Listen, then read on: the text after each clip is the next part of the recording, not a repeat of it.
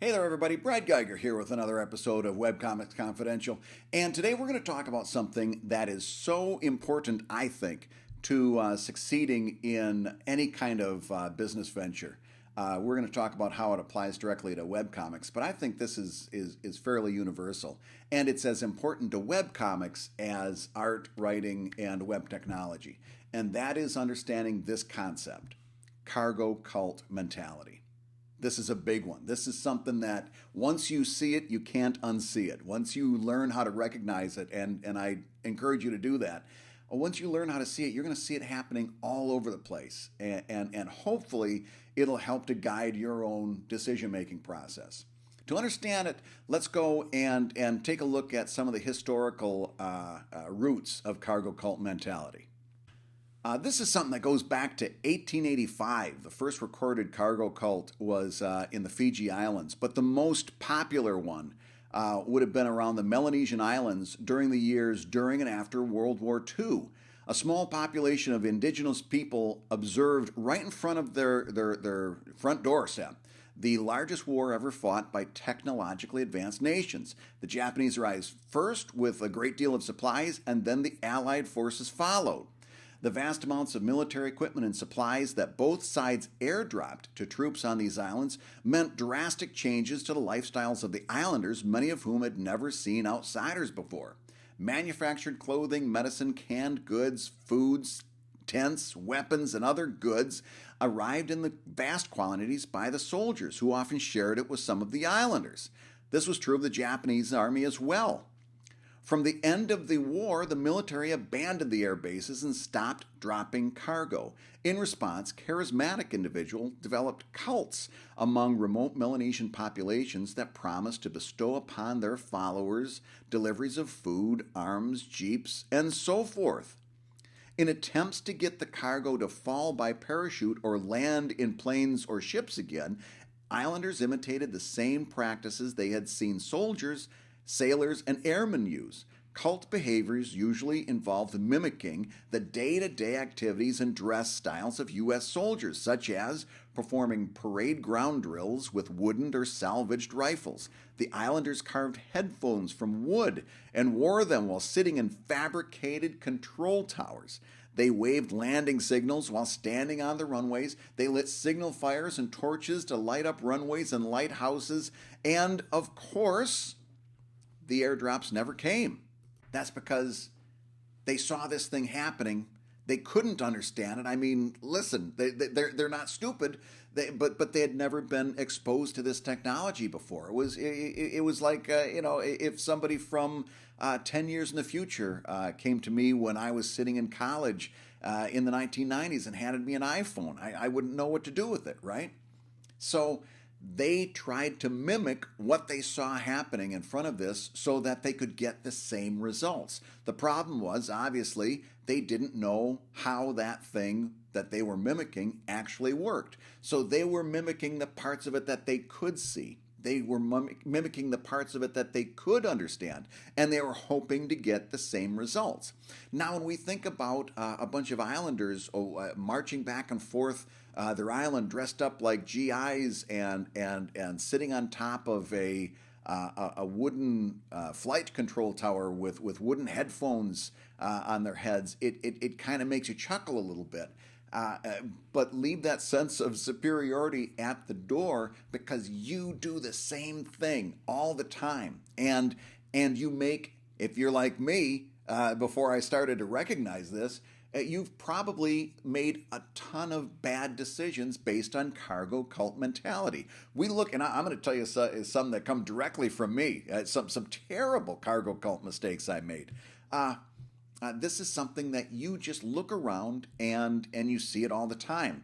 A great example is last episode. Somebody wrote in and said this, that we were talking about translations. And this person wrote in and said, well, there's this guy, he does a comic, and it gets translated into 3 different languages, and his fans translate it, and he does this and he does that. And he was using this to advance the idea that we web cartoonists should be doing translations. Until you understand why that's working for that comic and how it's working for that other feature and that other artist. You can't make it work for yourself. You can't just say, I'm going to do translations too. There's so much that goes into that. And watch that last show. We just deconstructed it really well. How is this going to work? Is there going to be a good ROI? Is there going to be a return on investment for the time that you put into that? And could your time be used better doing something else?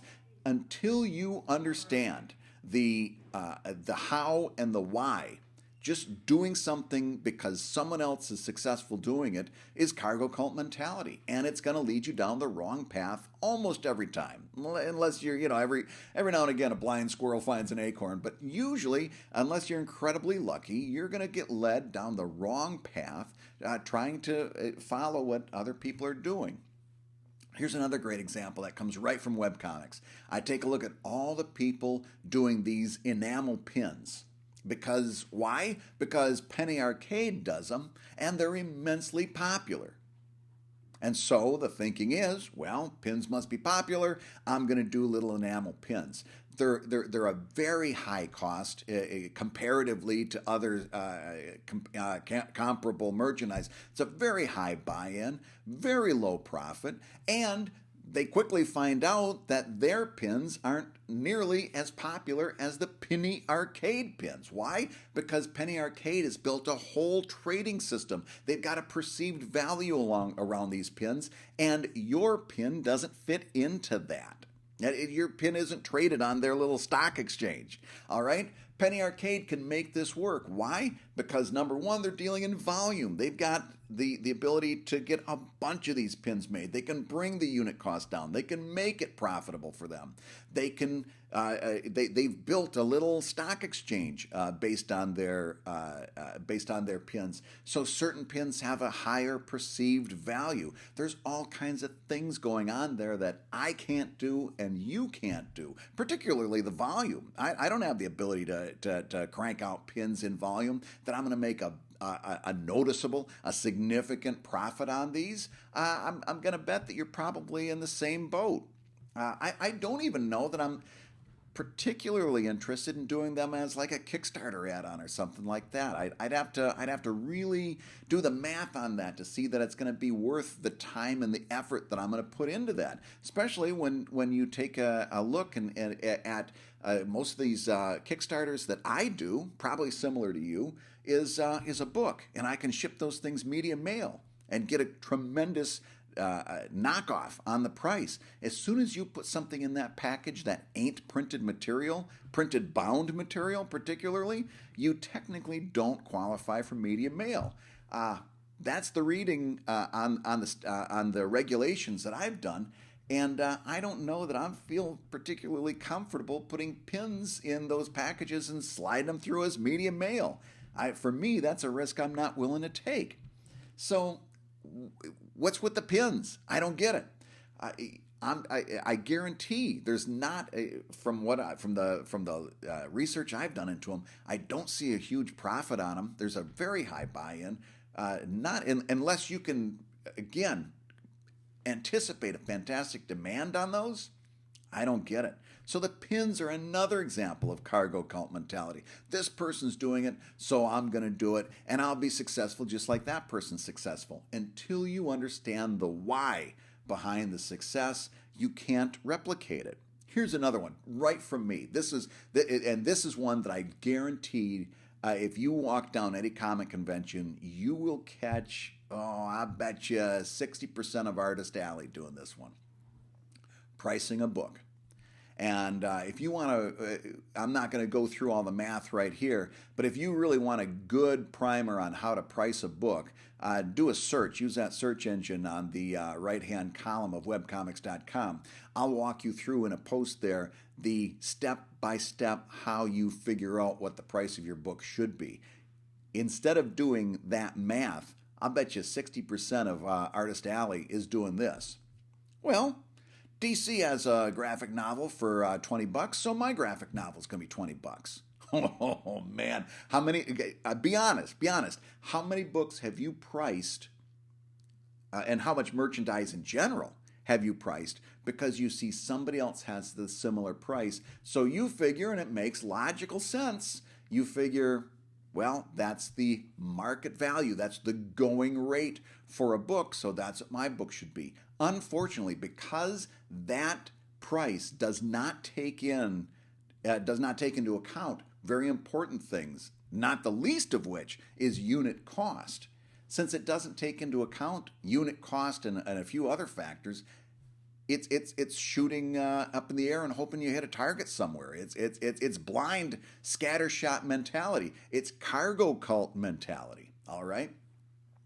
Here's the problem, and I'll give you an example right from my own. My first book was print on demand. I put it out through Lulu, and I used Lulu for my printer.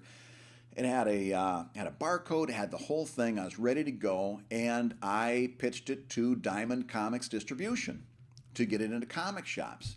And to my surprise, not only did they accept it, but they put an order in for 200 books. And I had to ship 50 of them over to this warehouse and 100 of them over to this warehouse, and you know how that goes. So now I've got my order. I am thrilled. I priced my book based on nothing other than looking around and see what similar books were being priced at by Marvel and DC. And I went to put my order in to get a bunch of these things printed and then ship them off.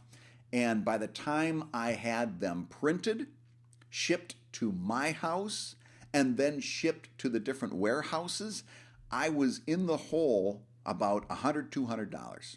I did not only did I not make money on the deal, I was losing money. I was paying to get my books into comic shops. There was no way I could break even. It was impossible. I cargo culted the heck out of that one, right? And because the way Marvel doesn't cargo cult their pricing, they base their pricing the same way that post on webcomics.com is going to show you to do it. They take a look at their unit cost. They take a look at other costs, such as shipping costs and taxes and anything else that might that book might have to cover in terms of bringing it up to breaking even and then becoming profitable. They take all of that into account. Then they divide it by the total number of books, and they get to a unit price, and then they make their retail price higher than the unit price. And the difference between those two numbers is your profit, okay? And until you know your unit price, you can't figure out what your retail price is going to be. And the better you are at figuring out that unit prices, the more that you go down the line and figure out all the ancillary things that are going to come into it, the better your profit's going to be because you're going to account for all this stuff, okay? So me, I didn't do any of that. I just looked around at what DC and Marvel was pricing their books at. Now, of course, DC and Marvel were not going through a print-on-demand printer. They were going to a printer, and most likely overseas.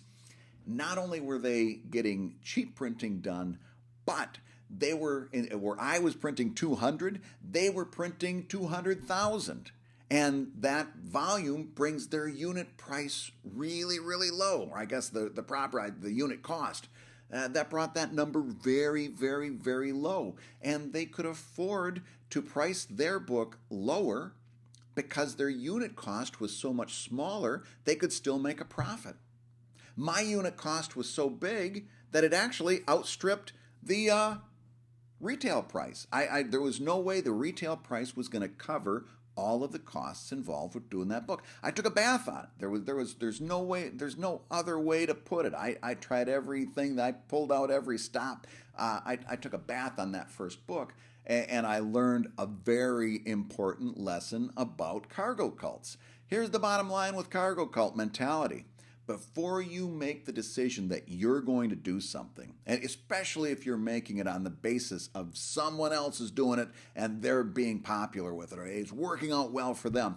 Here's another great example. fantastic example. Right around the time that iPads and iPhones and all this other stuff, that when digital tablets were first coming online and people were going nuts over that stuff, me and I know Scott Kurtz was doing it because we were doing it back and forth and trying to figure out who could do it for us. All of us guys, and I shouldn't say guys, all of us folks were trying to go out and get an app made for our comic. We were out there trying to figure, we got to have an app. Everybody's got to have an app. There was a period of time during that, and I got to go back and look. What was it? 2005, 2006? I'm just shooting in the dark here.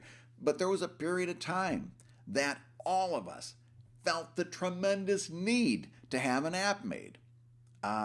Take a look around. There aren't too many web cartoonists that have the need of an app. And maybe it was different then, but man, you could access the website on your phone, on your tablet.